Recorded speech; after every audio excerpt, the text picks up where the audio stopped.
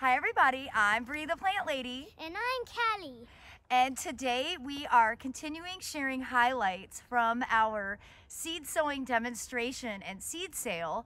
And one of the things that we did in class was sow poppies and other cottage garden seeds in containers. And yesterday we did these two right here. And then today, let's show them what we're gonna do. We are going to do these two. In this pot, we will do some corn poppies. In this pot, we will just do some regular poppies. And in this pot, those are barley. We're going to use some barley. And you know why we're gonna do those? It's to match the pots we did on the other side yesterday. So in the tall brown pot, we did a grain installation of barley, and then we're going to do poppies in the two other containers to show everybody how easy it is to grow them in pots through the winter season. We have here our 3 pots that were planted all summer, and I first want to tell you, you don't have to get rid of your old potting soil, okay? That's just so you buy more stuff. Unless you had a disease impact what was growing in your containers, there's nothing wrong with using your potting soil over and over again. Now, we primarily use veggie mix from Soil Cube. It's just the best soil that's ever been created. You can ask me lots about it. We fill the entire thing with veggie mix, and then like in the summer, this particular plant had a coleus, a plectranthus, a pepper, and a tomato in it. And they got frosted 2 weeks ago. We just ripped them out, and then we top dressed yesterday with some more veggie mix just to bring everything back up to grade. But we didn't dump out the old soil. Most of it, like all of that, was what was already in there. There's nothing wrong with reusing it. That's really wasteful, actually, to dump out your existing potting soil. Now, we've done this for several years, so I know it works. I don't even have to question it. Because I'm obsessive compulsive and I have to have everything be matching. We're going to do barley in this pot because we did barley in the matching pot on the other side of the bench. That is it. There is no like special reason. It's just because my mind won't function if we don't do everything equal. We're gonna do the corn poppies in this shorter pot, and those are just a medium-sized grower. So that's the World War II commemorative poppy, and it grows about 2.5 foot tall, whereas the bread seed poppy will grow significantly higher.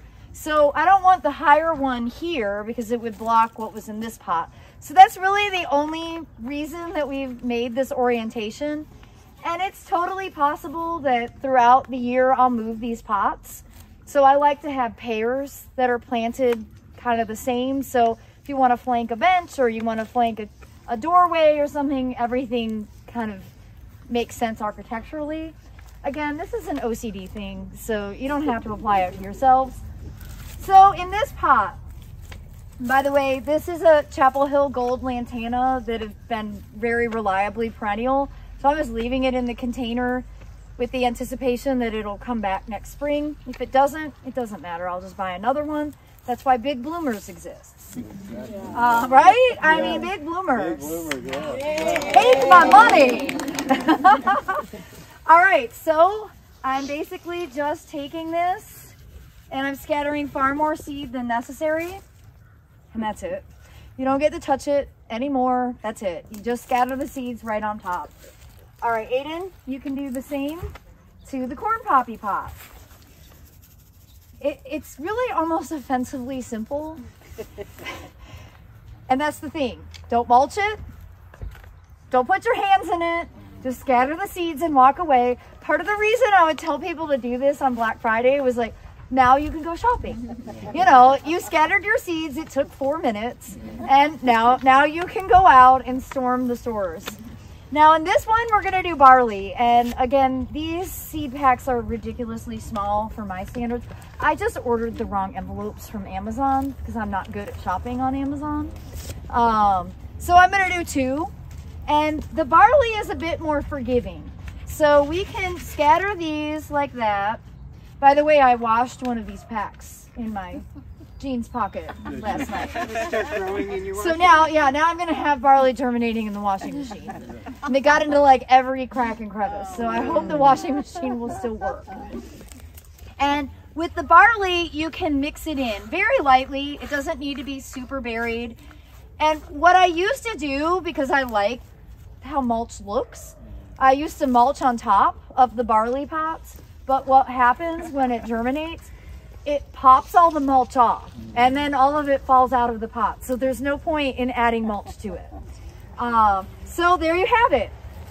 So Bray, will the barley last through the winter if Yes. it gets really cold? Yes. And you know, my rule is these pots are really easy to cover if we do suddenly get cold. And the only time I covered last year was the holiday freeze. And that was because we went from like 75 to 11 in 12 hours. And what we do to cover is really simple. I think simple might be my rule of how to do everything in life. So we do a tomato cage, and then we put a burlap sack that we got for free from Cup of Joe in Raleigh on top of that tomato cage.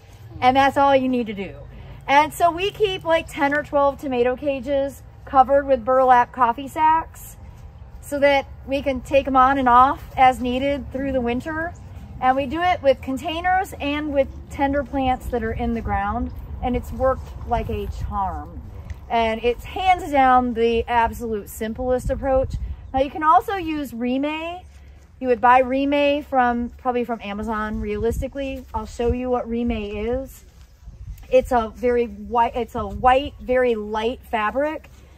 Remay is better than putting blankets and stuff out, because if it's cold and precipitating, which is often the case, like a heavy blanket will get too heavy and it'll collapse your plants.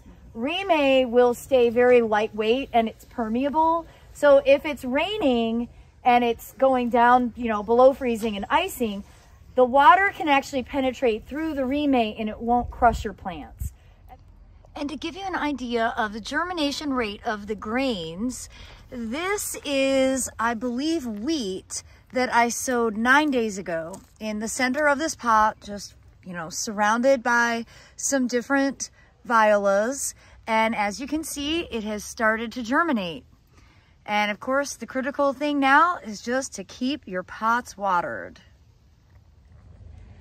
Well, I hope you'll be inspired by these really simple direct seeding concepts for growing cottage gardens in containers. It's definitely like hitting the easy button.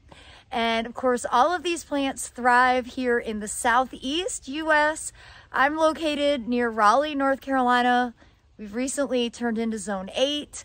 I've been doing this application for at least a decade, and they've always done really well through the realistic winter conditions that we experience. Of course, as I just mentioned, we're really, really dry right now. And the most important thing that you can do to sustain all of your plants, whether they're in containers or in the ground, is to make sure that you keep them watered.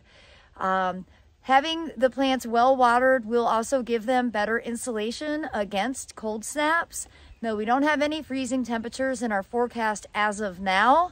We are in Thanksgiving week. I have faith that eventually we will get cold weather. So hydration is super important, not only for your plants to be able to get established good root systems, but also to have better insulation against the cold. Well, as always, thanks so much for watching. I look forward to sharing updates. Happy gardening, everybody.